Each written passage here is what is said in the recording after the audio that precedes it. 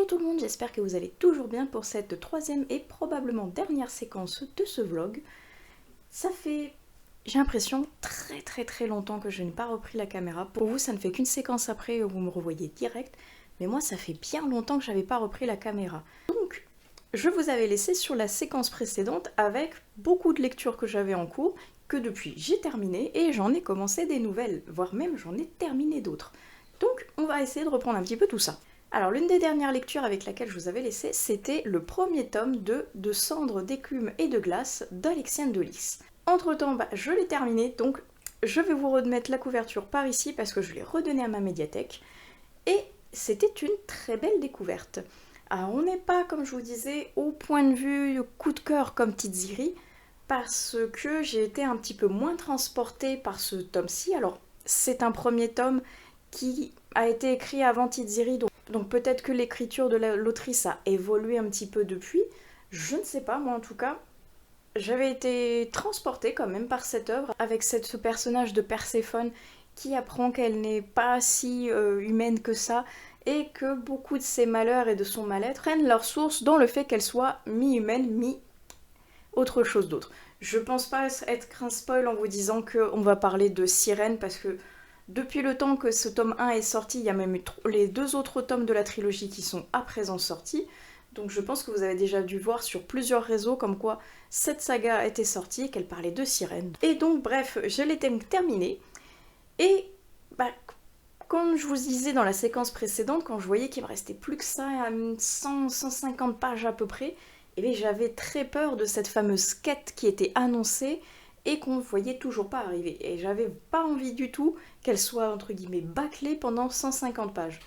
Heureusement, ce n'est pas le cas. Mais malheureusement, comme je m'y attendais, la quête, elle n'est pas dans le premier tome, elle va être dans le second. Et j'ai pas le second sous la main parce que le premier tome, je l'avais emprunté à la médiathèque. Le second est déjà emprunté. Et j'avais tellement d'autres trucs à lire entre-temps que je me suis dit, je le lirai, je ne sais pas quand, mais plus tard en tout cas. Et c'est frustrant, parce que cette quête, elle est pas là.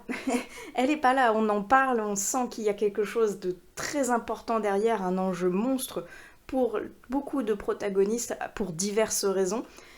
Et on nous laisse dans l'expectative de cette fameuse quête. Donc j'ai envie de lire le tome 2 maintenant, c'est vrai, pour voir comment ça va se passer, quelle va être l'évolution du personnage de Perséphone, qui commence à prendre un petit peu en maturité au niveau de la fin du premier tome. Mais il lui manque quand même un petit peu de punchy, un petit peu de Tiziri justement, un petit peu de force de caractère, un petit peu de version d'arrêter de s'apitoyer un petit peu sur son sort et un petit peu d'aller de l'avant et d'essayer de comprendre aussi un petit peu le monde qui l'entoure, parce que c'est vrai que du fait de la connaissance de ses nouvelles origines, il y a des moments où elle fait un blocus complet. Elle veut savoir des trucs, mais pas trop en même temps. Et nous, en tant que lecteurs, on veut savoir. Donc nous, on est là, si, on veut savoir. Donc va faire les recherches, va nous en apprendre un peu plus sur ta condition, sur ta famille, sur ton univers et compagnie, parce que c'est super intéressant. Et je pense qu'on va en avoir un peu plus au niveau du tome 2, vu qu'on va aller dans son pays d'origine. Et j'ai envie d'en savoir plus, tout bêtement. Donc j'ai très hâte de lire le tome 2, parce que le tome 1 m'avait plutôt bien intriguée. J'ai entendu des retours mitigés sur le second tome, donc j'espère ne pas avoir de mauvaises surprises ou de désillusions qui feraient que je n'aurais pas envie de continuer pour aller jusqu'au tome 3, parce que je serais vraiment très triste, parce que pour le moment, j'aime bien et je suis pas déçue par les écrits d'Alexiane de Lys, donc j'espère continuer dans cette optique-là, parce que c'était très sympa. Je vous avais également laissé avec une lecture audio que j'étais en train de terminer qui s'appelait Bouche cousue. Et ça y est, je l'ai terminé et c'était vraiment particulier. Mine de rien, c'était particulier aussi point de vue de la narration, parce que j'avais des doutes pendant, on va dire, les 3/4 du texte, j'avais des doutes concernant la diction de la narratrice, qui prend une voix éraillée, à moitié blasée, à moitié saoulée par l'univers entier, qui correspond parfaitement au personnage, mais où par moments la diction et certains mots me paraissaient entre guillemets étranges, point de vue oreille d'un français. Et je me suis demandé à un moment si ce serait pas du français mais canadien. Et il a fallu arriver quasiment à la fin du texte pour que la protagoniste s'exclame Calice. Et là j'étais bon, c'est bel et bien du canadien. parce qu'il y avait certaines expressions que je trouvais un petit peu particulières. Alors c'est vrai que l'histoire se passant au Canada, ça me paraît finalement logique que ce soit une narratrice canadienne qui s'en charge. Mais c'est vrai qu'en tant que Français, on n'est pas habitué à certaines de leurs expressions, et à certains moments, j'étais en mode qu'est-ce que ça veut dire déjà ça? Après, avec le contexte, on comprend assez vite, mais c'est vraiment le mot calice qui m'a fait vraiment tilter de oui, c'est pas du français de France, mais c'est du français qui vient du Canada. C'est pas dérangeant en soi, il n'y a pas l'accent typique entre guillemets qu'on connaît quand on parle du Canada et qui nous vient systématiquement en tête. Elle a pas cet accent-là, la narratrice, mais elle a un petit quelque chose qui fait qu'on sent, en tant que lecteur français, que ça vient pas de chez nous, entre guillemets. Et moi je trouve ça bien parce que c'était la première fois que je lisais et que j'entendais du canadien, et j'ai trouvé ça super fun. Et le livre, par contre, il était pas super fun, point de vue, c'est très glauque, hein.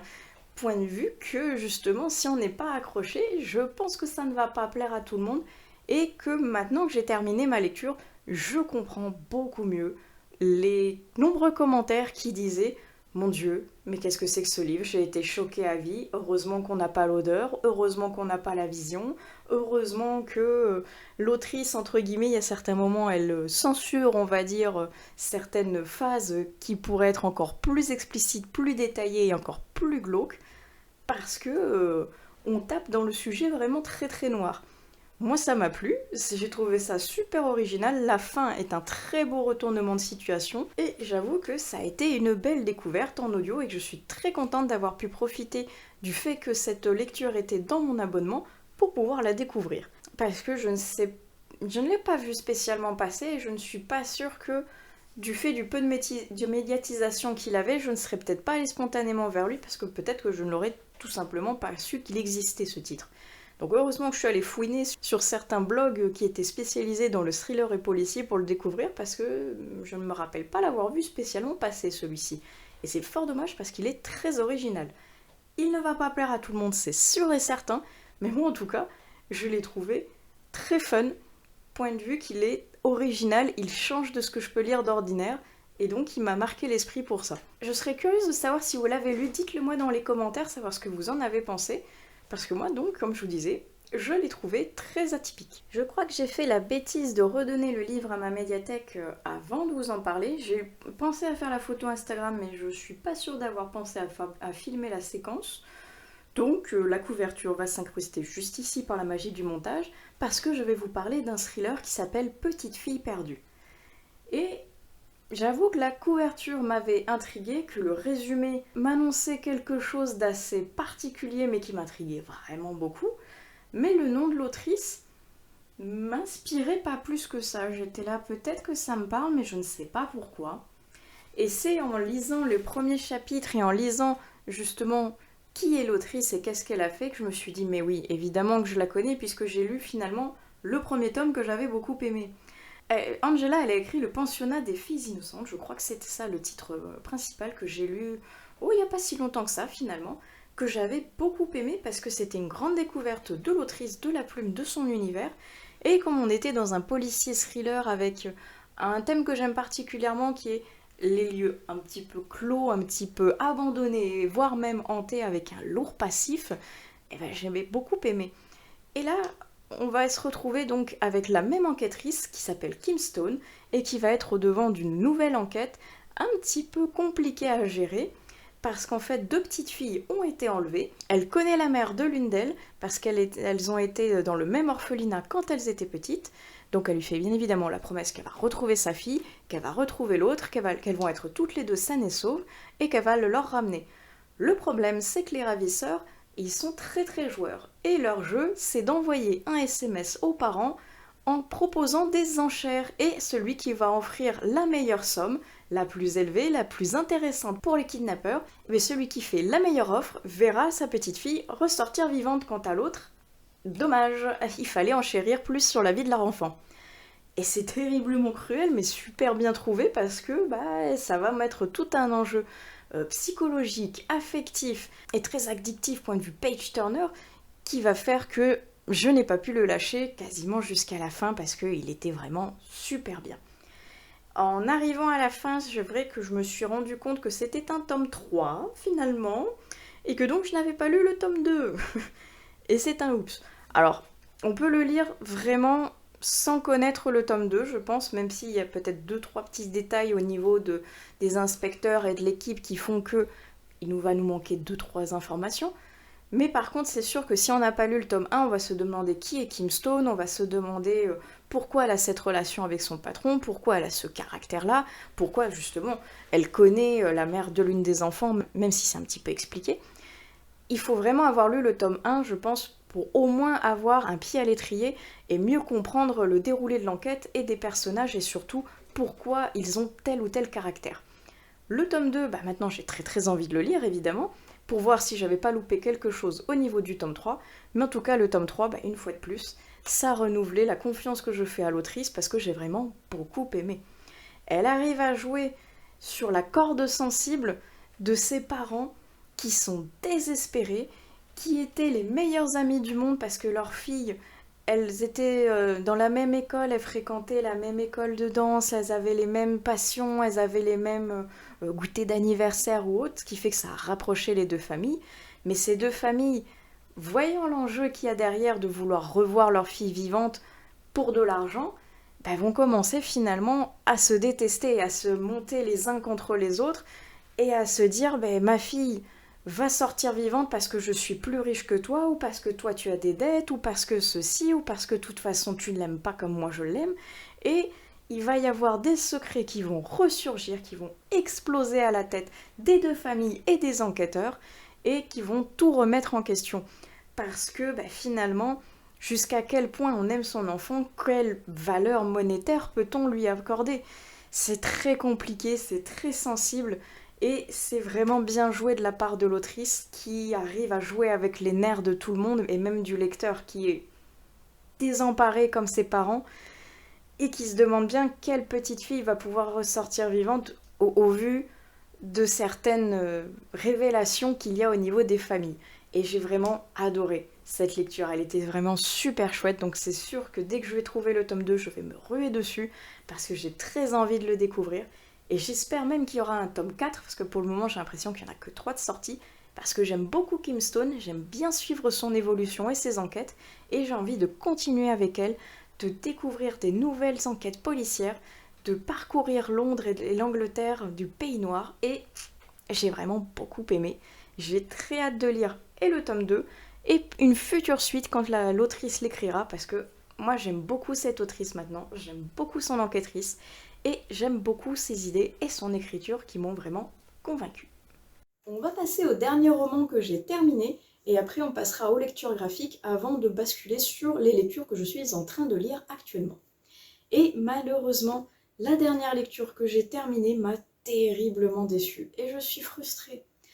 Parce que c'est un genre que je découvre à peine, qui me plaît, que j'aime bien.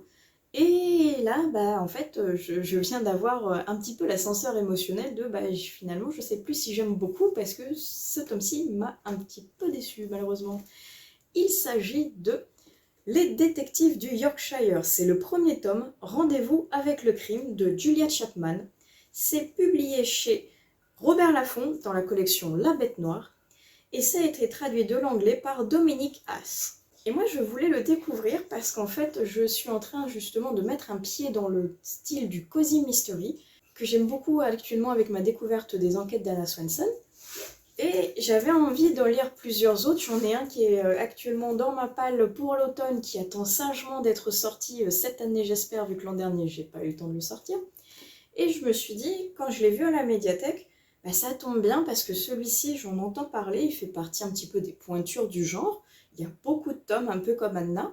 Donc, j'avais envie de m'y mettre. Et j'avoue que j'avais été, une fois de plus, attirée par une très jolie couverture avec un dessin très simple, très coloré, mais que j'aime vraiment beaucoup.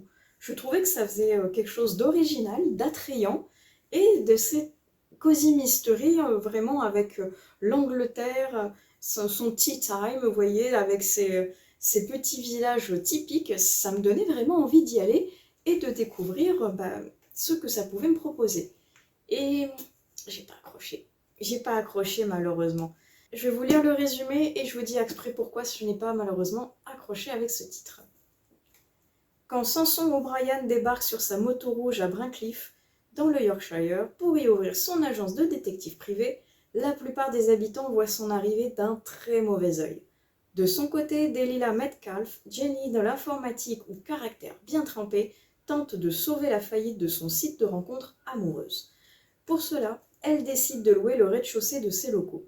Quelle n'est pas sa surprise quand son nouveau locataire se révèle être Samson et qu'elle découvre que son entreprise porte les mêmes initiales que la sienne. Les choses prennent un tour inattendu lorsque Samson met au jour une série de morts suspectes dont la piste le mène tout droit à l'agence de rencontre de Delilah. Alors ça avait l'air très intéressant, très intriguant, et je voulais aller me perdre dans cette campagne anglaise, aux côtés donc de Samson et Delilah, pour découvrir ce que Julia Chapman allait nous offrir et nous concocter à travers ce premier tome.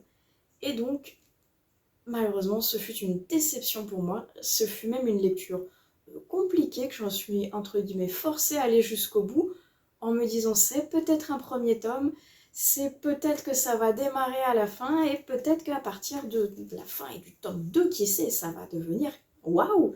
Donc je voulais pas passer à côté.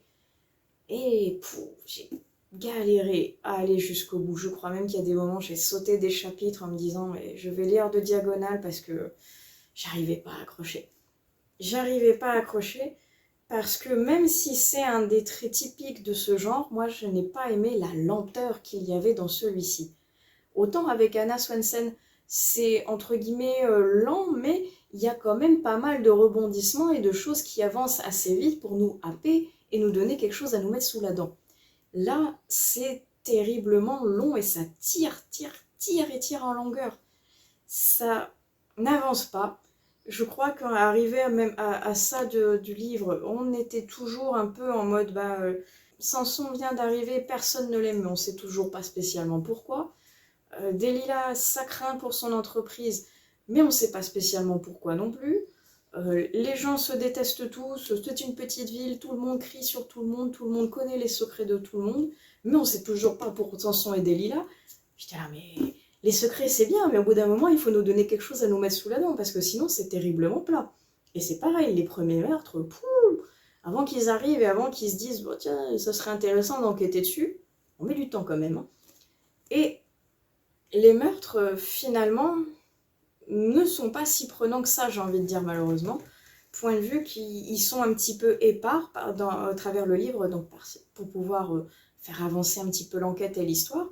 Mais le temps qu'ils mettent une corrélation entre tous, qu'ils mettent un doigt dessus, que Samson commence à devenir vraiment détective, parce que du fait que personne ne l'aime dans le village, c'est compliqué pour lui de mener l'enquête. Et Delilah, finalement, va devenir un petit peu enquêtrice malgré elle, un petit peu comme Anna, mais beaucoup plus en retrait quand même que Anna, parce que elle a ses soucis financiers derrière, elle a ses doubles entreprises à gérer, et elle n'aime donc pas Samson, donc elle n'a pas spécialement envie de l'aider non plus, jusqu'à temps qu'elle se rende compte qu'il y a un lien avec sa société de rencontre. Elle se dit, déjà que j'ai pas trop le vent en poupe, que je suis obligée de me battre pour que ma société vive, si en plus on se rend compte que les gens qui viennent chez moi meurent, je peux mettre la clé sous la porte direct. Mais il en faut beaucoup pour que ça arrive à ce stade-là. Et même arrivé à ce stade, j'ai trouvé que la recherche du coupable, le dénouement et l'appel à la suite ne sont pas transcendants non plus. Ça reste lent, du début à la fin, malheureusement. Ça reste pour moi assez peu passionnant. Et finalement, la campagne anglaise, on la sent pas tant que ça. On sent l'ambiance petit village du fait, comme je vous dis, que tout le monde connaît les secrets de tout le monde avant même qu'ils existent. On sait que tout le monde se connaît, on sait que les étrangers ne sont pas appréciés, que si on part du village, on n'est pas spécialement bienvenu quand on en revient parce qu'on a abandonné donc le village. Voilà quoi. J'ai pas eu ce dépaysement que je recherchais. Alors peut-être que c'est parce que c'est un premier tome que le second va amener quelque chose, parce qu'il reste encore certains secrets, notamment à la fin sur Samson, où on se rend compte que il est peut-être pas tout rose lui non plus, qu'il a des secrets à cacher, et qu'il est là peut-être pour se cacher un petit peu de certaines personnes aussi, dont on ne connaît pas encore l'identité. Donc peut-être que je lirai le tome 2 pour lui donner une chance et voir si l'histoire évolue, mais je ne suis malheureusement pas convaincue par cette collection-là pour le moment. Comme je vous dis, autant j'ai adoré les enquêtes d'Anna, autant là, les détectives, ça passe pas. Donc peut-être que c'est juste ça, et peut-être qu'un autre Cozy Mystery va me plaire, que c'est pour le moment, je ne sais pas, la plume par exemple de Julia Chapman qui ne me convient pas, ou ce premier tome.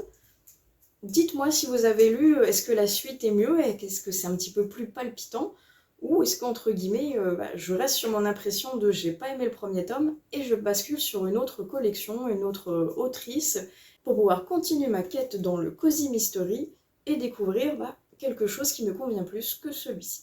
J'en ai terminé avec les romans, passons vite fait aux lectures graphiques. Je vous avais dit dans une vidéo précédente que j'avais commencé La Reine d'Égypte et que j'avais dévoré le tome 1. J'ai réussi à lire les tomes 2, 3 et 4. Malheureusement, la suite ayant été empruntée à ma médiathèque, j'ai dû m'arrêter ici. Mais j'aime toujours autant. Je trouve que c'est toujours aussi passionnant, aussi immersif dans l'Égypte antique, avec cette histoire de la reine Hatshepsut qui veut essayer de régner, mais où on lui met des bâtons dans les roues parce que c'est une femme. J'aime beaucoup. Et je suis curieuse de lire la suite maintenant et j'ai très hâte que le tome 5 soit disponible pour pouvoir continuer dans cette aventure parce que pour le moment j'aime beaucoup. Les dessins sont beaux, l'histoire est prenante, les mystères et les complots sont là. Moi ça me convainc parfaitement, j'ai très hâte de lire la suite parce que c'est une série que j'aime vraiment beaucoup. De même que Bright Stories, j'ai lu le tome 6, je ne sais plus si je l'avais dit dans la vidéo précédente, donc au cas où je glisse cette séquence vite fait ici, parce que donc Bright Stories, j'aime beaucoup, ce que je lis également. Et là, on va arriver dans un tournant de l'histoire, j'ai l'impression, où il va y avoir un nouveau complot, il va y avoir une espèce de lien entre plusieurs couples que l'on suit qui sont éparpillés en Mongolie. Et là, il y a une espèce de guerre qui arrive au milieu de tout ça. Et je suis très curieuse de voir ce que ça va donner. J'aime vraiment beaucoup cette histoire. Ce manga est d'une beauté graphique incroyable avec des détails mais super beaux, très immersifs. Et comme je vous dis, l'histoire est vraiment prenante. Donc lui, c'est pareil. J'ai très hâte que ma médiathèque rouvre ses portes pour que je puisse emprunter la suite. Et le dernier graphique que je vais vous présenter ici, je l'ai trouvé totalement par hasard parce que donc ma médiathèque étant fermée pour les vacances, je suis allée dans une autre qui recelait 1 milliard de pépites que je voulais toutes lire et qu'il a fallu que je me restreigne, sinon je pense que j'ai embarqué l'étagère complète tellement il y avait de livres que je voulais découvrir. Et j'ai craqué sur celui-ci. Il s'agit de Puzzle, de Franck Tillier et Mig, d'après donc le roman de Franck Tillier. C'est publié chez Ankama. Et j'avais adoré le roman de Franck Tillier. C'était même mon premier coup de cœur de l'auteur, parce que c'est avec ce titre que je l'ai découvert, et qu'après, je suis tombée dans la vibe de Franck Tillier, dans le cercle Charcot et Nebel, et je ne suis plus jamais ressortie. C'est devenu l'un de mes auteurs français, auteurs de thrillers favoris de tous les temps. Et je savais qu'il y avait une adaptation qui avait été faite en BD. J'ai notamment celle de la première trilogie Charcot et Nebel avec le syndrome E et Gattaca et Atomka. Mais je savais qu'il y avait Puzzle qui avait été fait quelque part. Navré pour l'interruption impromptue, mon chien faisait une bêtise. Je disais que je savais que Puzzle avait été adapté en BD, mais j'avais encore jamais eu l'occasion de tomber dessus pour le découvrir. Et ce fut chose faite, lui, dès que j'ai vu dans le rayon qu'il existait, je dis viens à la maison, je veux te découvrir absolument. Parce que j'avais donc, comme je vous dis, adoré, mais vraiment adoré, le roman. Résumé, nous avons Ilan et Chloé sont des spécialistes de la chasse au trésor. Longtemps, ils ont rêvé de participer à la partie ultime, celle de ce jeu mystérieux dont on ne connaît pas les règles, mais seulement le nom, Paranoia. Le jour venu, ils reçoivent enfin la règle numéro 1. Quoi qu'il arrive, rien de ce que vous allez vivre n'est la réalité, il s'agit d'un jeu. Suivi de la règle numéro 2, l'un d'entre vous va mourir. Quand les joueurs trouvent un premier cadavre, la distinction entre le jeu et la réalité devient de plus en plus difficile à établir. Paranoia peut alors commencer. Et c'était trop bien! Je suis ravie d'avoir pu la découvrir en BD et de me replonger dans cette histoire. Hop. La double première page est vraiment très jolie. Par contre, le design d'après est vraiment un peu particulier. Tout est dans les tons un petit peu bleutés comme ça. avec des nuances un petit peu de noir et de blanc, histoire de créer un petit peu des contrastes.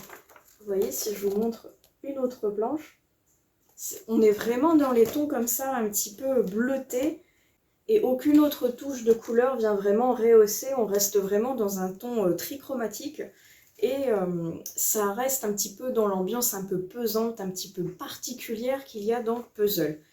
Parce que, sans vous spoiler, en fait, le jeu va se dérouler dans un ancien sanatorium. Donc, le fait qu'il y ait cette ambiance chromatique très mélancolique, très triste, un peu glauque, et bien ça correspond parfaitement, je trouve, à l'ambiance particulière qu'il y a dans ces anciens asiles, anciens sanatoriums, avec une morgue et compagnie. Et du fait qu'il y a un jeu avec des cadavres qui vont commencer à pulluler, des mystères un petit peu particuliers et des doutes qui vont se faire entre les participants du jeu, on est vraiment dans une ambiance parfaite. Navré pour cette énième interruption, mais je viens de voir que mon micro m'avait encore lâché en plein milieu de la vidéo. Je sais pas ce qu'il me fait en ce moment, mais il commence à m'agacer parce que ça vous fait des vidéos avec un son un petit peu haché, voire même pas du tout de son comme il y a eu une fois. Toi, si tu veux rester dans les vidéos, je te conseille de fonctionner, sinon je pense que tu vas aller en SAV. Hein. Donc, Puzzle, que je vous disais, il est très fun. J'ai pas tout à fait adhéré au style de design parce qu'il n'est pas... Comment dire, il n'est pas celui que j'aime particulièrement. Je trouve pas que le personnage il soit pas plus beau que ça. Le trait n'est pas à mon goût, on va dire. Point de vue décor, c'est un peu mieux, c'est un peu plus fouillé et recherché. Mais après, c'est vraiment l'histoire qui m'a vraiment intriguée et qui m'a vraiment transportée. Parce que comme je vous dis, moi je voulais retrouver l'ambiance du roman de Franck Tillier et elle était là. Elle était vraiment là, j'ai vraiment beaucoup aimé, même si la fin était un petit peu jetée comme ça au lecteur. Alors je sais pas si c'est dû au fait qu'entre guillemets il fallait finir la BD pour pas qu'il y ait trop de pages, parce que j'ai pas le souvenir que c'était si abrupt dans le roman.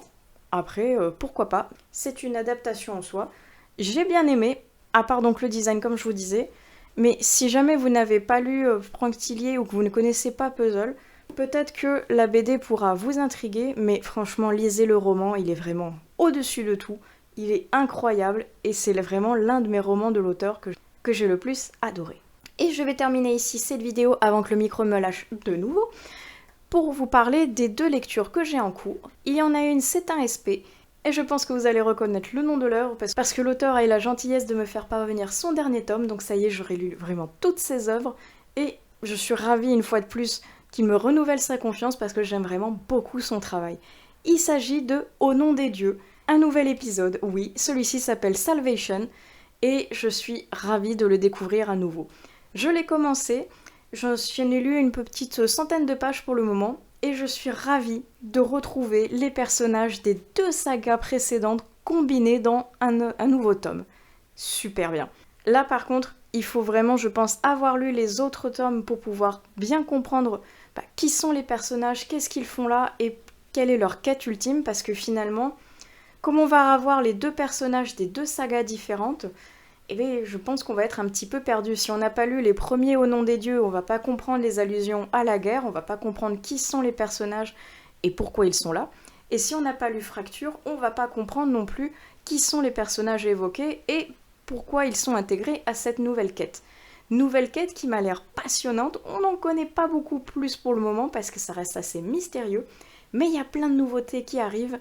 Donc je suis ravie, il a réussi à renouveler son propre genre en mettant toujours des demi-dieux en avant, mais là en invoquant des nouveaux panthéons, notamment le panthéon aztèque, qu'on n'avait pas encore vu vraiment jusqu'alors. Donc j'aime beaucoup ces petites nouveautés, et il a même réussi à faire des nouveautés, donc je vais pas trop vous spoiler, mais juste vous dire qu'on a l'incarnation de certaines nations, notamment Marianne pour la France, qui sont en chair et en os, et ça, je trouve ça terriblement novateur, et j'ai envie d'en savoir plus parce que là, je viens juste de voir Marianne, donc je vais aller continuer de lire pour en savoir un petit peu plus parce que pour le moment je suis dedans. Une fois de plus, j'aime beaucoup ce que je lis et l'auteur arrive à me ravir avec ses idées incroyables et ses divers panthéons de mythologie. Et le deuxième livre que je suis en train de lire en ce moment, c'est un bon petit bébé, un très beau petit bébé. Il s'agit de Cathédrale. Non mais déjà, regardez-moi cette couverture. Elle est pas trop belle. Alors oui, une fois de plus, hein, c'est ce qui m'a attiré en premier quand je l'ai vu passer, il est vrai. Cathédrale, c'est de Hermine Lefebvre, c'est publié aux éditions Léa dans la collection Young Adult. Et même s'il n'avait pas été sélectionné parmi les finalistes, c'est l'un de ceux qui étaient en concurrence pour le PLIB 2023. Et j'avais voté pour lui dans les premiers parce que la couverture m'intriguait et parce que le résumé me paraissait assez prometteur. Donc même s'il ne fait pas partie des finalistes, maintenant que je les ai tous lus, lui quand je l'ai vu apparaître à ma médiathèque, je me suis rappelé que je voulais vraiment le découvrir, donc je me suis ruée dessus. Quand j'ai vu que c'était un petit pavé, j'étais là, ah oui quand même. Bon, heureusement que j'ai fini de lire tous les autres parce que là ça va me prendre un petit peu de temps pour lire tout ça. Mais de quoi ça parle? Voici ce que dit le résumé. Dans un royaume miné par les querelles entre la reine et ses grands vassaux qui réclament leur indépendance, Cathédrale est une université d'élite. Elle devient bientôt l'enjeu de lutte de pouvoir pour préserver la paix.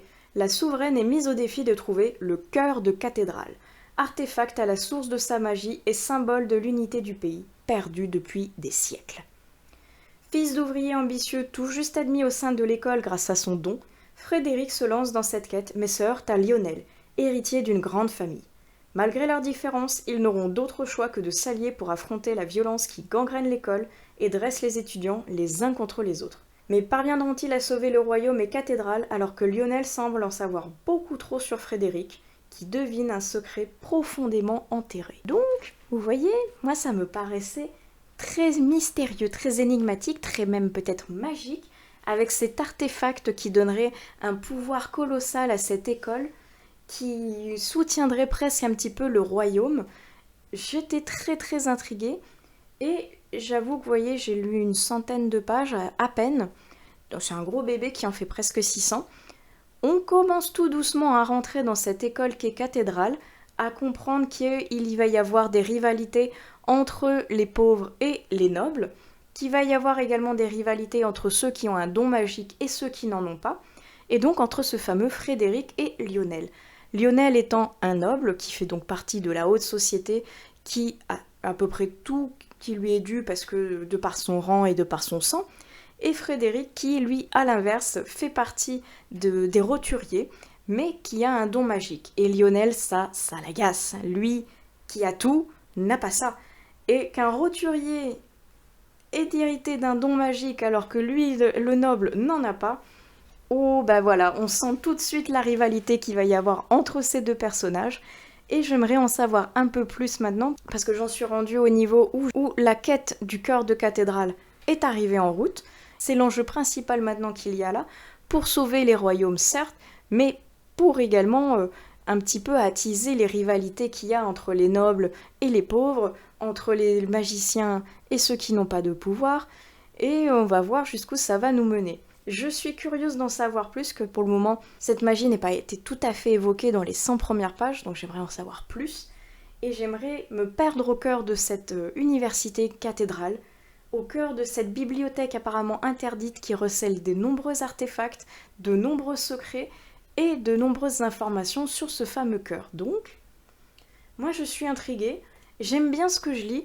Le langage est un petit peu, on va dire, soutenu, point de vue que donc les nobles, il faut les vouvoyer, les nobles ont un langage appuyé par rapport aux roturiers qui savent à peine manier la langue et qui l'écorchent un petit peu aux grandes dames des nobles qui, eux, la magnifient. Donc, il y a cette ambivalence entre les deux clans qui est assez sympa et j'attends de voir ce que ça va donner parce que, pour le moment, j'aime bien ce que je lis et je vais vous montrer.